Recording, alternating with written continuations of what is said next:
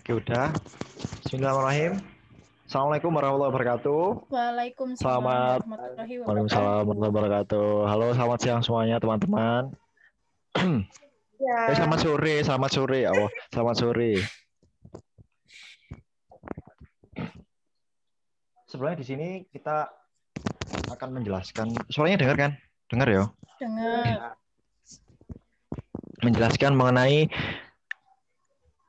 mata kuliah kewarganegaraan. Yang pertama ada ruang lingkup pendidikan kewarganegaraan, kemudian ada mengetahui identitas nasional dan memahami negara dan konstitusi. Untuk materi ini ntar akan disampaikan dari teman-teman kelompok 1. Nanti setiap sub materi akan disampaikan oleh teman-teman. Jadi teman-teman bisa nyimak nanti pengertiannya gimana, pendapat ahlinya gimana, aspek ruang lingkupnya bagaimana. Oke, langsung ke materi.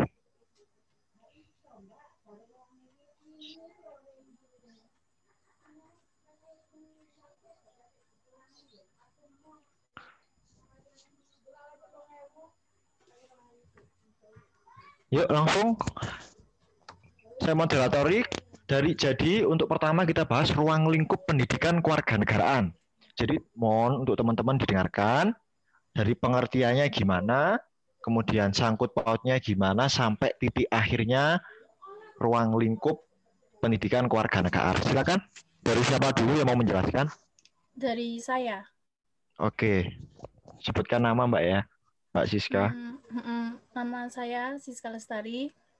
Saya akan menjelaskan tentang pengertian pendidikan kewarganegaraan. Pendidikan kewarganegaraan adalah pendidikan yang memfokuskan pada pembentukan diri yang beragam dari segi agama, sosial budaya, bahasa, usia, suku, dan bangsa. Untuk menjadi warga negara yang cerdas, terampil, dan berkarakter yang diamanatkan oleh Pancasila dan Undang-Undang Dasar 1945. Pendidikan kewarganegaraan dapat pula diartikan sebagai wahana untuk mengembangkan dan melestarikan nilai luhur serta moral yang berakar pada budaya bangsa Indonesia, dan dapat digunakan sebagai pendidikan yang mengingatkan akan hak dan kewajiban kita sebagai warga negara agar setiap hal yang dilakukan sesuai dengan tujuan dan cita-cita bangsa Indonesia.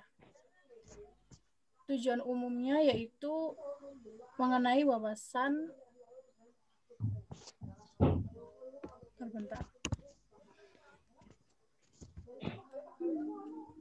Tujuan utamanya kewarganegaraan yaitu untuk menumbuhkan wawasan dan kesadaran bernegara, sikap serta perilaku yang cinta tanah air, dan bersediakan kebudayaan bangsa, wawasan Nusantara, serta ketahanan nasional dalam diri para calon penerus bangsa yang sedang mengkaji dan akan menguasai ilmu pengetahuan dan teknologi serta seni. Sudah, terima kasih. Baik, selanjutnya mengenai pendapat dari pendapat para ahli. Nama saya Laila Rahmawati Bintias. Saya akan menjelaskan tentang pendapat pendidikan kewarganegaraan menurut para ahli. Yang pertama di sini ada Aziz Wahab. Aziz Wahab di sini menjelaskan bahwa pendidikan kewarganegaraan adalah media pengajaran untuk mengindonesiakan para siswa secara sadar, cerdas, serta penuh dengan tanggung jawab. Yang kedua di sini ada Zamroni. Zamroni menerangkan bahwa pendidikan kewarganegaraan adalah pendidikan demokrasi yang bertujuan dalam mempersiapkan warga masyarakat yang berpikir kritis dan bertindak demokratis. Yang terakhir ada Sudirjo. Sudirjo menuturkan bahwa pendidikan kewarganegaraan sebagai pendidikan politik yang memiliki tujuan untuk membantu peserta didik untuk bisa menjadi warga negara yang secara politik dewasa serta ikut membangun sistem politik yang demokratis. Selain itu ada tujuan pendidikan kewarganegaraan. Tujuannya adalah meningkatkan kualitas manusia Indonesia. Tujuannya adalah meningkatkan kualitas manusia Indonesia yang bersyukur, berkepribadian, mandiri, maju, tangguh, profesional, bertanggung jawab, dan produktif, serta sehat jasmani dan rohani. Oke, tadi beberapa pendapat. Teman-teman bisa menyimak, ada beberapa pendapat dari beberapa tokoh mengenai ruang lingkup pendidikan kewarganegaraan serta pengertian. Nah, kemudian kita lanjut menuju ke materi selanjutnya, yaitu adalah mengenai ruang lingkupnya itu sendiri. Jadi ada beberapa aspek-aspek di mana kewarganegaraan itu memiliki ruang lingkup tersendiri. Ya, nah salah satunya yang kita lihat, yang pertama adalah persatuan dan kesatuan bangsa. Kenapa harus ada persatuan dan kesatuan bangsa? Karena ini adalah salah satu perubahan erat yang di mana itu menggambarkan makna yang tergantung yang ada di Indonesia. Nah, di sini kita bisa lihat bahwasanya aspek ruang lingkup dari pendidikan kewarganegaraan itu meliputi hidup rukun yang gotong royong, ya, cinta lingkungan, dan masih banyak yang lainnya. Sebentar. Nah, di sini kita bisa ambil contoh di kehidupan sehari-hari, ya kan, mengenai persatuan dan kesatuan bangsa itu sendiri. Bagaimana cara kita? Masya Allah, pemaneh. Ya, sebentar. Nah, di sini kita ambil contoh meliputi hidup rukun dalam perbedaan. Kita hidup di Indonesia, contoh kita punya teman nih di Unisma, Universitas Islam Malang, ya kan? Di Unisma itu ada yang namanya mahasiswa kan nggak selalu Islam. Mahasiswa yang ada di situ pasti punya keberagaman agama yang dimana ya semua boleh menuntut pendidikan di situ. Dan kita hidup rukun di dalam perbedaan itu sendiri. Nah, bukan hanya itu. Persatuan dan kesatuan bangsa ini, kita sebagai mahasiswa Unisma harus memiliki kebanggaan tersendiri sebagai bangsa Indonesia. Kenapa harus begitu? Semisal, kita hidup di Indonesia, tapi kita nggak bangga sama negara kita sendiri, ya wis. Jadi kita nggak bisa. Jadi bangsa Indonesia karena apa? Kita sudah kehilangan jati diri kita, seperti itu ya. Jadi teman-teman kalau tajak bicara itu ngomong iya gitu, jangan diem ya. Ya, oke. Gitu. Nah, kemudian yang kedua, sebentar. Yang kedua, di dalam aspek-aspek ruang lingkup ada yang namanya norma hukum dan peraturan. Di dalam suatu negara itu harus ada norma, hukum dan peraturan. Kenapa harus ada seperti itu? Karena suatu masyarakat kalau tidak ada norma dan hukum di dalam suatu negara itu, ya udah nggak akan bisa jalan, akan amburadul semua. Ya, norma hukum adalah aturan sosial yang dibuat oleh lembaga tertentu. Misalnya pemerintah itu membuat peraturan tersebut yang dipatuhi oleh rakyatnya itu sendiri. Ya, jadi kenapa sih peraturan dibuat itu? Karena agar negara ini bisa jalan dengan baik, seperti itu. Nah, kita ambil contoh. Kita ambil itu di bawah. Di sini kita terlihat bahwasanya ada meliputi tata tertib dalam kehidupan keluarga. Tata tertib kita di universitas bagaimana, norma berlakunya di masyarakat bagaimana. Kita ambil contoh ya. Tata tertib kehidupan dalam berkeluarga, contoh. Kita kan punya bapak, punya ibu. Ayo jangan pulang malam. Nah, itu udah peraturan. Yang dimana kita didoktrin oleh bapak ibu, yo jangan pulang malam. Kalian harus taat sama peraturan itu. Karena apa? Supaya itu buat kalian sendiri. Seperti itu. Yaitu adalah norma hukum dan peraturan untuk aspek ruang lingkup kewarganegaraan. Kemudian yang ketiga, hak asasi manusia. Ya, ada hak asasi manusia. Hak asasi manusia ini sudah ada sejak lahir. Ya, teman-teman. Iya. Ya, Jadi kita harus tahu aspek ruang lingkup di kewarganegaraan ada hak asasi manusia, kemudian kebutuhan warga negara itu sendiri bagaimana. Contohnya ada hidup gotong royong, hargai diri sebagai masyarakat, kebebasan berorganisasi. Kalian contoh, kita ambil contoh di Unisma, kebutuhan warga negara kita bisa ikut UKM ataupun BEM, itu sudah termasuk kebutuhan warga negara itu sendiri. Itu ya. Ada hak asasi manusia dan kebutuhan warga negara itu sendiri.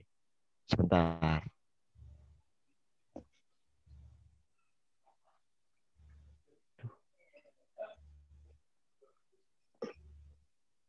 Nah, kemudian sebentar. Tasik kelas. Tasik kelas. Sebentar ada tamu. Sebentar.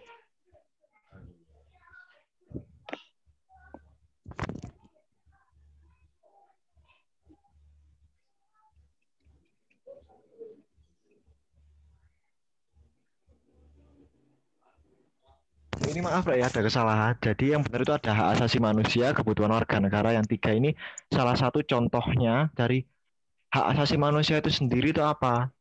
Ada hak kewajiban anak, hak kewajiban masyarakat, kemudian penghormatan dalam perlindungan HAM itu sendiri. Nah, kemudian yang terakhir adalah negara, konstitusi negara.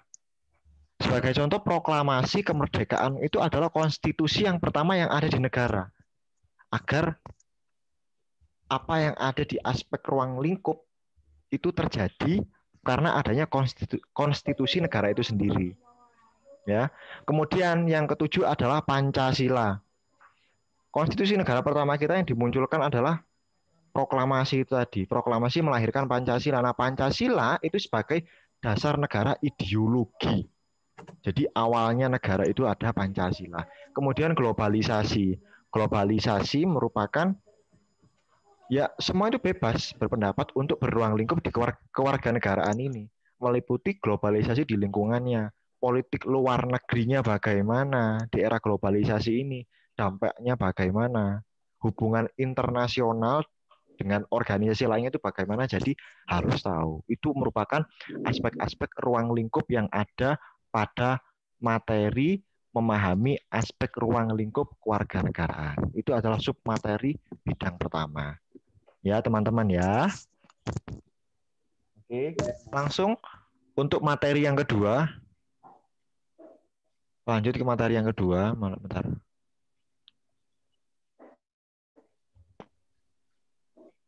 Oke, langsung menuju ke identitas nasional pendidikan kewarganegaraan. Silakan, Mas Rizky.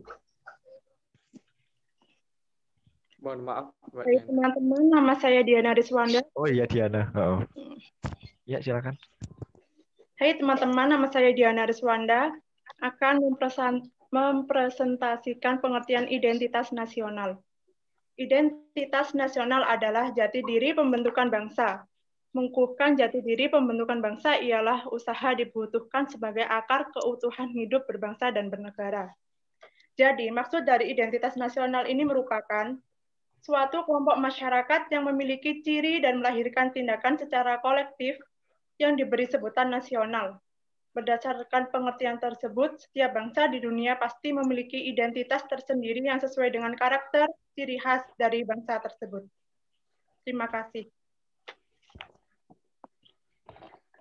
Oke.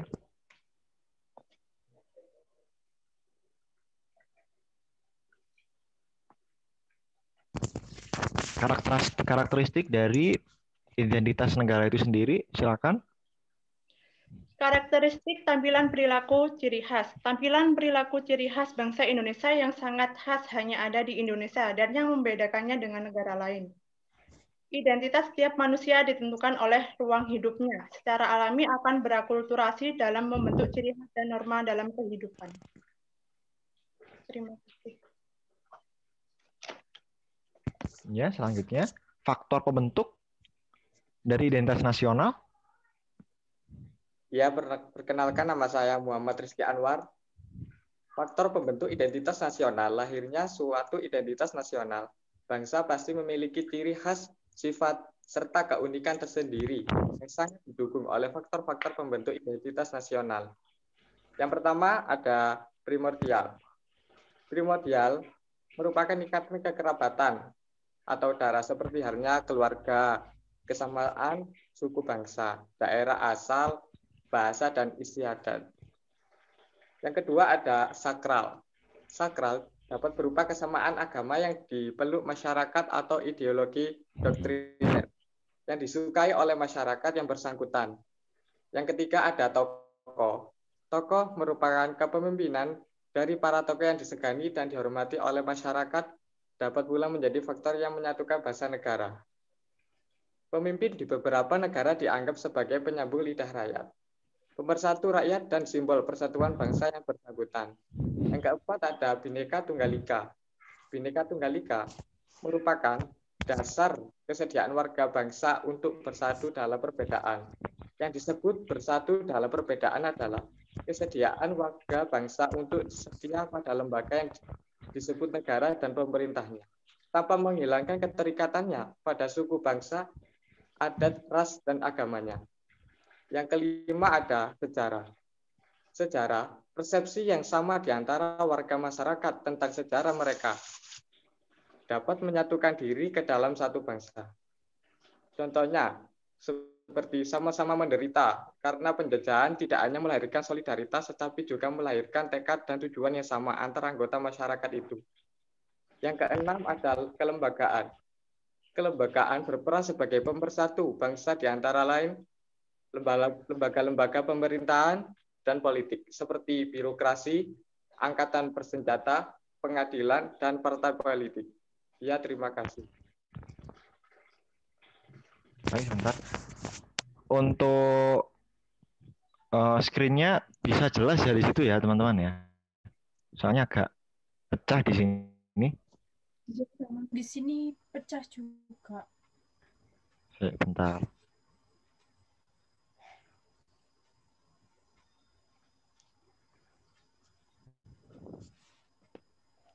Wah, ini udah silakan. Selanjutnya mengenai bentuk identitas nasional itu sendiri. Saya akan menjelaskan tentang bentuk identitas nasional Indonesia. Bentuk identitas nasional Indonesia ada 6. Yang satu, bendera negara, yaitu sang merah putih. Warna merah berarti berani, dan putih berarti suci. Warna merah melambangkan sebagai tubuh manusia, dan warna putih sebagai jiwa manusia. Bendera merah putih dijahit oleh Fatmawati, yaitu istri dari Soekarno. Kedua, bahasa negara. Bahasa negara merupakan bahasa yang berasal dari yang tumbuh dan berkembang. Sejak zaman dahulu sudah dipergunakan sebagai alat komunikasi. Bahasa Indonesia diangkat dan diketratkan pada Kongres Uda II tanggal 28 Oktober 1948. Ketentuan bahasa Indonesia diatur dalam Undang-Undang Nomor 24 Tahun 2009 mulai pasal 25 sampai 45. Yang ketiga ada lambang negara. Yang A, warna. Warna kuning emas pada gambar seluruh burung garuda, bintang, kapas, padi, dan petai. Sedangkan warna merah putih pada gambar ruangan perisai di tengah-tengah.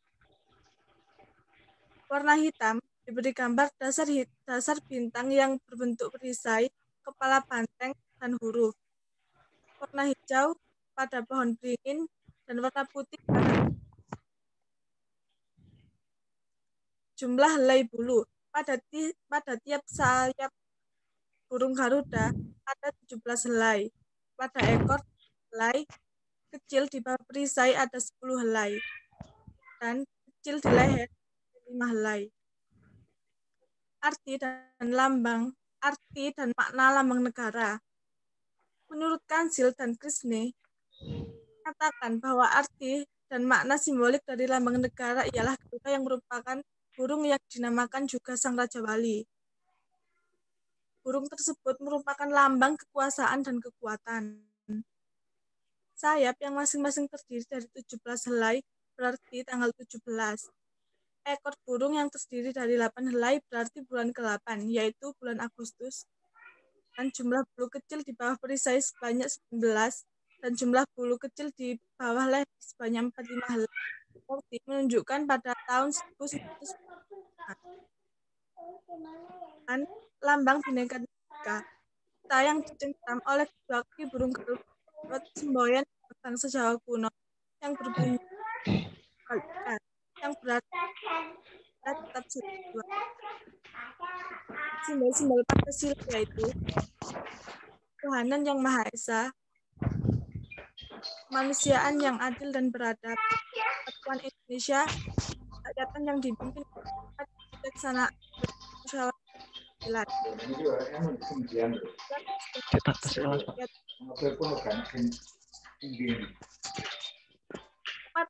Kebangsaan yaitu Indonesia Raya. Pada tanggal 2 Oktober 1928, lagu Indonesia Raya dinyanyikan untuk pertama kali. Indonesia Raya diciptakan oleh W.R. Supratman. Mohon maaf Mbak Rizkia, suaranya putus-putus. Iya, Ta. Oke, silakan dilanjutkan materinya. Yang keempat, Undang-Undang Dasar Negara Republik Indonesia. Undang-Undang Dasar disahkan oleh PPKI pada tanggal 18 Agustus 1945 sebagai hukum dasar negara RI dan identitas nasional. Yang terakhir, nomor 6, yaitu kebudayaan daerah. Indonesia terdiri dari beragam suku bangsa dan berjumlah 1.340 suku bangsa. Jumlah bahasa yang ada di Indonesia berjumlah 724 bahasa. Jumlah budaya yang ada di Indonesia berjumlah 7.241 karya budaya, dan jumlah ras di Indonesia ada 4, yaitu Papua Melanzoid, Negroid, Wedoid, dan Melayu Mongoloid. Terima kasih.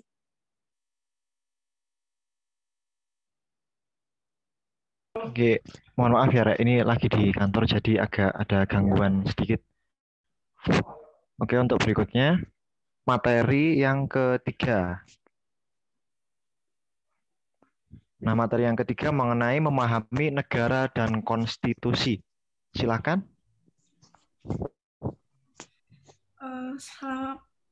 Assalamualaikum warahmatullahi wabarakatuh.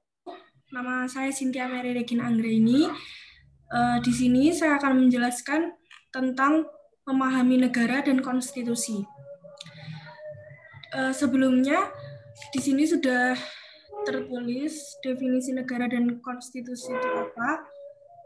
Mungkin secara spesifik kita akan membahas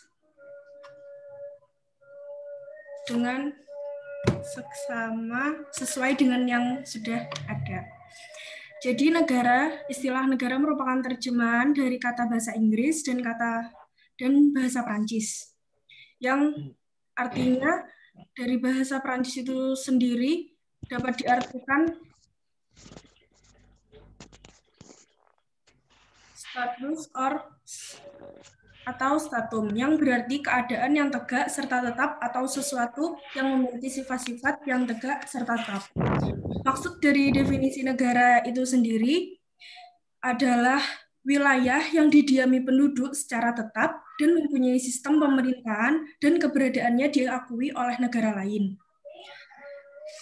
Dan definisi dari konstitusi, dari bahasa istilah konstitusi berasal dari kata constituer, Prancis yang berarti membentuk.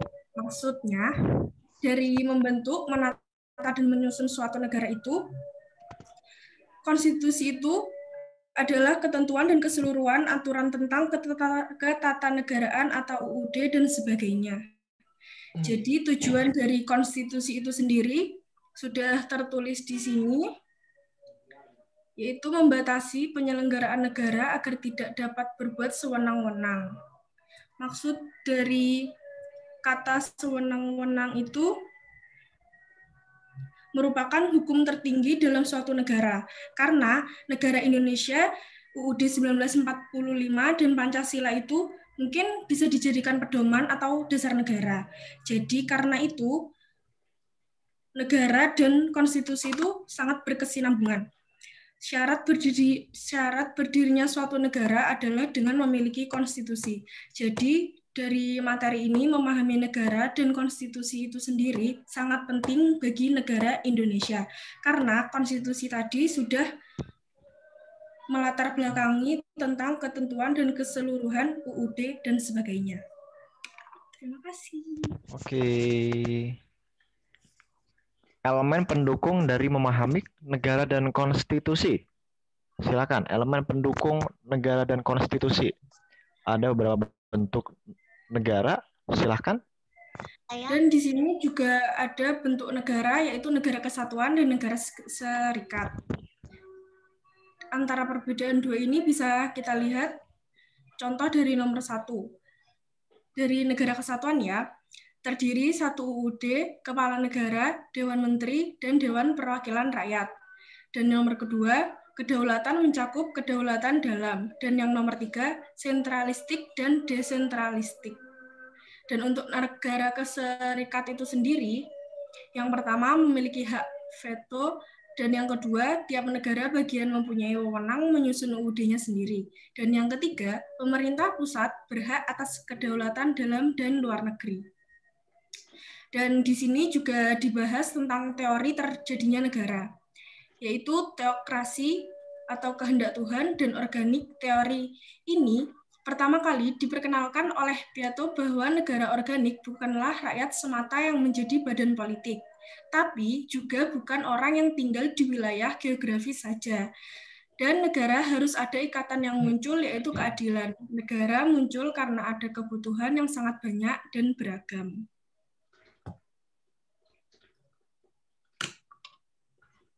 Baik, itu merupakan salah satu elemen pendukung bentuk negara, ada negara kesatuan dan negara serikat. Dan kemudian teorinya untuk selanjutnya. Oke, jadi perkenalkan nama saya Aldi Karunia Ramadhani. Saya akan menjelaskan tentang teori dan pendukung dalam memahami negara dan konstitusi.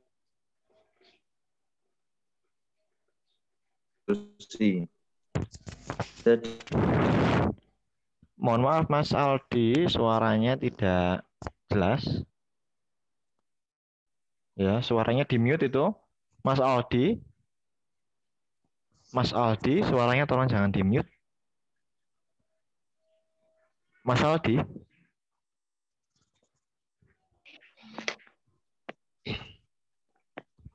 Halo Mas Aldi, jangan di mute ya tolong. Suaranya enggak jelas. Jelas Mas? Oh iya, mohon maaf ya. Saya ulangi ya. Oke, silakan. Oke. Jadi saya akan menjelaskan tentang teori dan pendukung dalam memahami negara dan konstitusi. Dalam teori dan pendukung itu ada materi yang namanya kekuasaan. Jadi menurut teori kekuasaan itu siapa yang berkemampuan untuk memiliki kekuasaan dan mencapai kekuasaan. Contohnya seperti DPR yang mempunyai hak untuk menyusun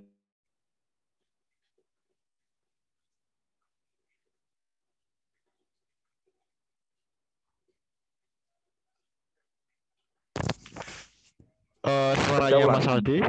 Ya. Iya, mohon maaf bentar Mas, ada telepon Mas, bentar. Oh, iya. Saya akan menjelaskan tentang teori dan pendukung memahami negara dan konstitusi. Jadi dalam materi ini saya mempunyai dua bab, yaitu tentang kekuasaan dan kedaulatan. Yang saya bahas pertama adalah tentang kekuasaan. Jadi menurut teori kekuasaan, siapa yang memiliki atau siapa yang berkemampuan untuk memiliki kekuasaan dan berhasil mencapai kekuasaan.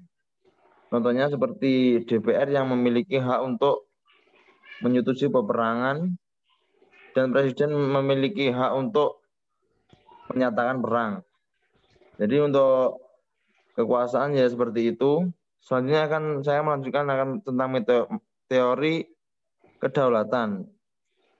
Teori kedaulatan adalah teori yang bentar. Teori yang gimana ya? Kedaulatan adalah kekuasaan tertinggi yang dimiliki atas seluruh wilayah yang ada.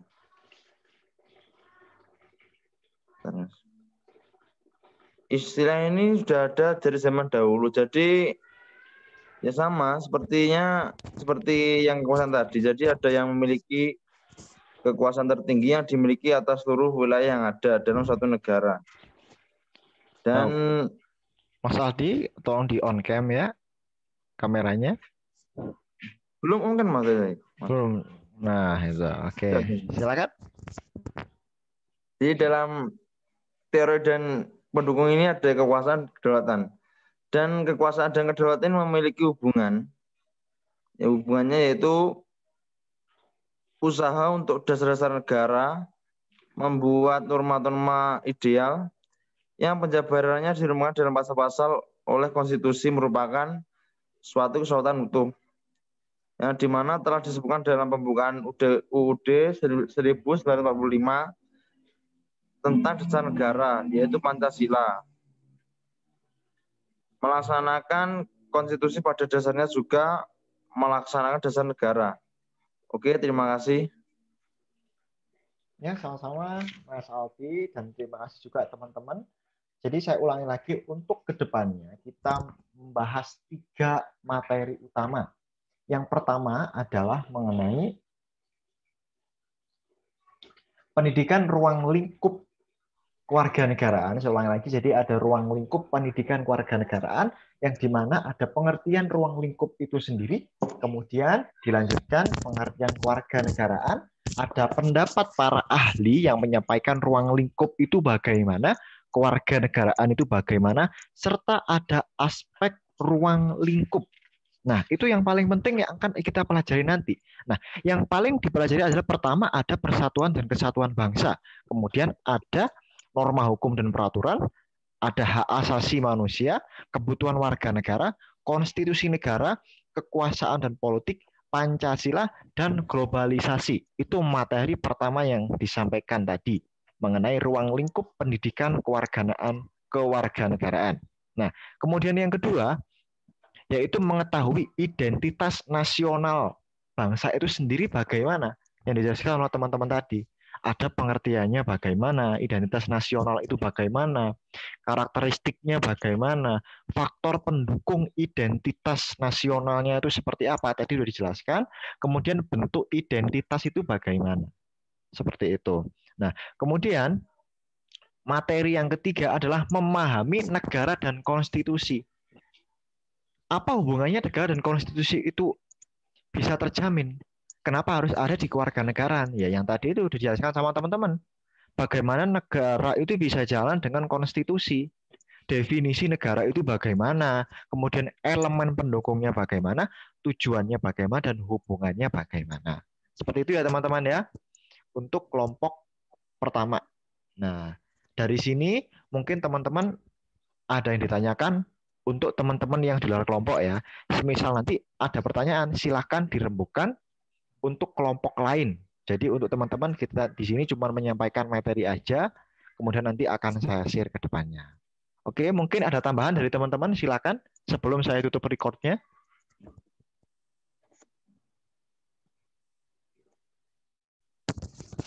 Ada tambahan lagi mengenai 3 materi? Silakan teman-teman. Halo? Halo? Tidak Mas, kalau sudah. Oke ya. Kalau misal tidak, terima kasih. Itu beberapa materi kami yang kami sampaikan. Bentar. Sebentar ya.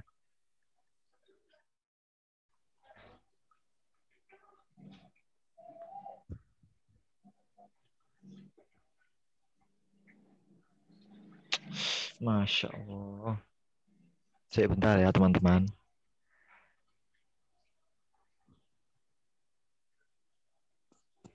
Itu tadi beberapa materi yang disampaikan. Apabila teman-teman nanti ada pertanyaan, silakan dirembukan ya untuk teman-teman luar kelompok. Jadi kita di sini hanya menyampaikan dan teman-teman nanti akan saya kasih materi yang ada seperti di handphone berupa PDF, bisa ditanyakan apabila masih belum paham mengenai ruang lingkup itu sendiri, kemudian identitas nasional seperti apa, serta negara dan konstitusi. Itu saja dari kami. Maaf, Apabila ada, Dava, oh ya silakan, ini Mbak Siska. apa tadi kan yang materi ketiga itu sebenarnya Wulan mau baca, tapi Cynthia yang baca, jadi Wulan nggak kebagian. Itu nanti gimana ya? Maksudnya? Masya Allah iya yo. Tadi aku juga lupa. Jadi gimana ini? Ya apa? Yang materi 3 di video, maksudnya materi 3 diulang lagi, terus ntar yang tadi dipotong. Nggak, ini masalahnya sudah ke-record mulai awal, udah ke-record Atau di enggak awal semua. Gini aja Dava. Gimana? Nanti kan kan pasti kan ada kesimpulan nih. Jadi Wulan itu video sendiri buat kesimpulan dari materi 1, 2, 3. Oh gitu aja ya. Terus nanti kamu gabungin gitu kan, bisa kan? Oh ya bisa. Sumpah sorry aku lupa. Nggak apa-apa kok, nggak apa-apa. Oke. Kesemangatan lur. Oke, jadi itu aja ya untuk materi kita. Habis ini saya close record. Jadi teman-teman bisa memahami materi kita. Nanti kita share. Hari Senin teman-teman bisa pertanyakan apa yang perlu ditanyakan. Terima kasih dari saya. Teman-teman yang di grup jangan live dulu ya. Jadi ini saya cuman live recordnya aja. Oke, terima kasih. Assalamualaikum warahmatullahi wabarakatuh. Dan apabila ada kesalahan, mohon dimaafkan. Kalau ada pertanyaan, silahkan ditanyakan di hari Senin. Baik, terima kasih. Wassalamualaikum warahmatullahi wabarakatuh. Waalaikumsalam warahmatullahi wabarakatuh. Oke, sebentar, jangan live dulu. Bentar. Belum itu. Ini tadi tuh record yang buat dikumpulin hari Senin. Sebentar Ya, belum. Sebentar, ini belum tak anu, Re. Sebentar, sabar. Oh, akhirnya udah.